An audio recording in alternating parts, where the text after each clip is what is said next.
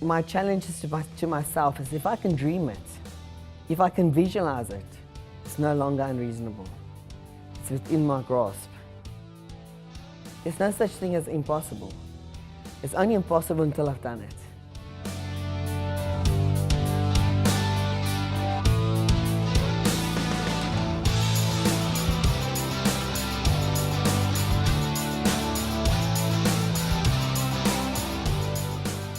Danelle van Jaarsveld, better known as Danelle Warrior Woman.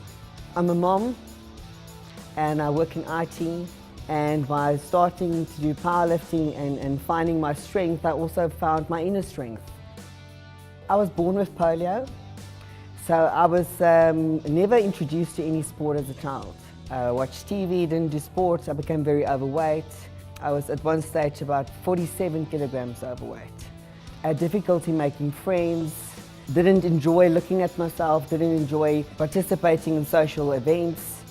And then about 5 years ago, I started just normal training in the gym, and one of the coaches there said to me, come try a bench press.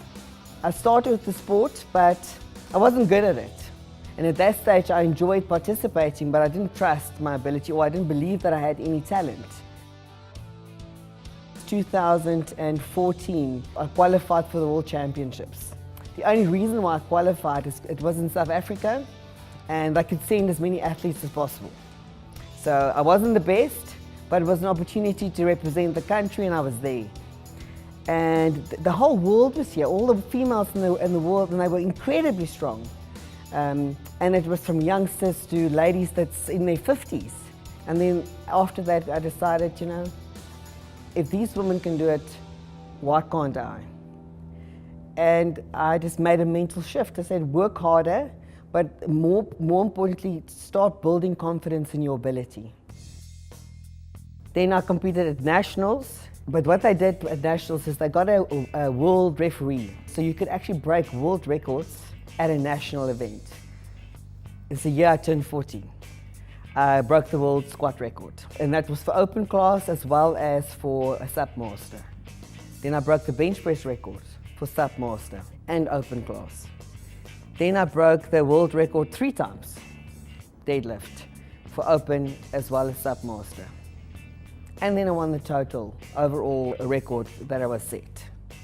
At this event, while I was standing on stage, he said he wanted to just actually announce that never in history of South African powerlifting has a female actually beat the men. How it works is your weights that you've lifted divided by your body weight and your age. I actually scored more than all the men. But still, as soon as I put the weight down, I said to William, my coach, okay, what's next? Because been there, done that, next t-shirt, thank you very much. And now the next target is I want a 200 kilogram squat. I want it, and that's what we're working on. So my visualization every day, before I go to bed, is I see myself doing it. I actually wake up being sore and stiff because that's how I visualize doing the lifts. I see myself walking onto stage, I hear my name, I can smell the chalk, I feel the steel bar in my hands. I go through the movement and I see the referee saying, good lift.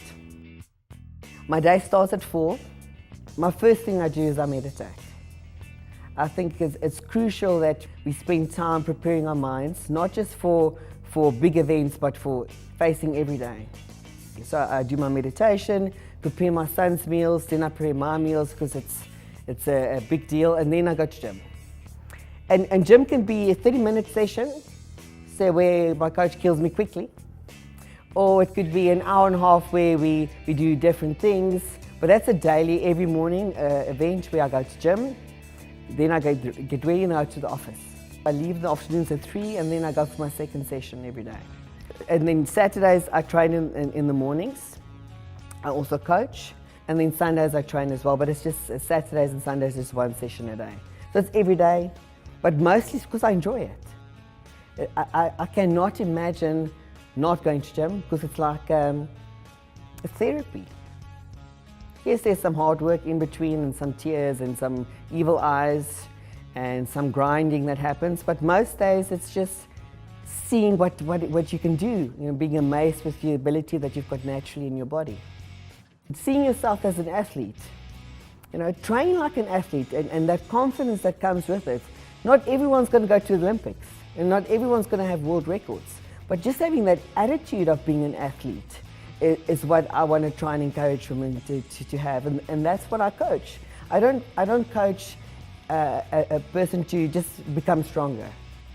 I want you to start thinking like an athlete, approach things like an athlete, eat like an athlete, sleep like an athlete, because you need to have that balance and the priorities right, and how you evolve because of it. So that I've got ladies that I coach, but also men, because it's not universal to women having the insecurity and the problem with your self-esteem. Sponsorship in powerlifting especially is almost impossible. So it's tough, and right now what I do is I save monthly from my salary. I put money away every month, because who knows which trip I'm going to get offered, and if I get the opportunity I would like to go. I've spent a lot of time listening to people. I think that's a skill that I've got, is just listen, observe. And I see people around me, and I'm going to just talk from a female perspective, and there's a lot of resentment with women especially. And I think traditionally what happens is that we are taught or raised that women needs to find a husband, have babies, and you play like a support role in the family. And my message to women especially is that it's important to still be you. Find who you are and be true to that person. If you choose to be a mother, good for you, but you don't have to. There's options. Set that example. There's so much more out there, and live your life.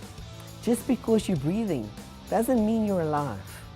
And that's what I'm trying to get across, is be a little bit more selfish. It's not a swear word. It's something that we need to encourage and facilitate and be a little bit more compassionate about. Women are tired, hey? I had a talk last year with Discovery Vitality, and I said to the ladies, who's not tired? And there's no one.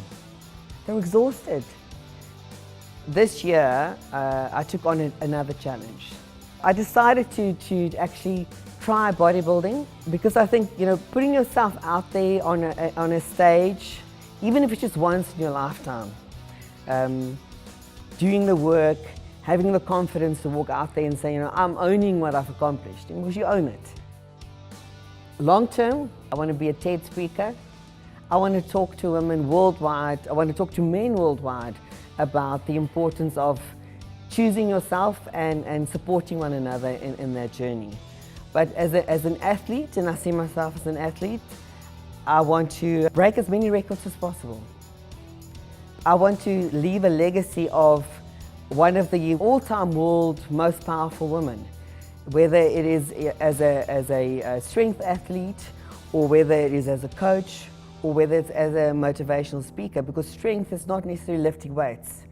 It's about your inner strength and overcoming diversity and being alive.